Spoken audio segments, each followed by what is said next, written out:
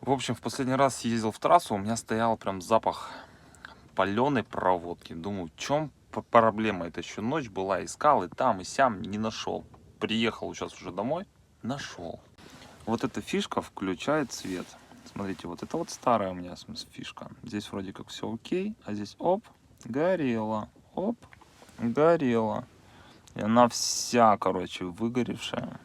Сменил сейчас, поставил новую фишку. Все на термоусадке. А тут еще контроллер печки. На скотче просто! На скотче, сука! Кто ты? Кто это делал? Кто?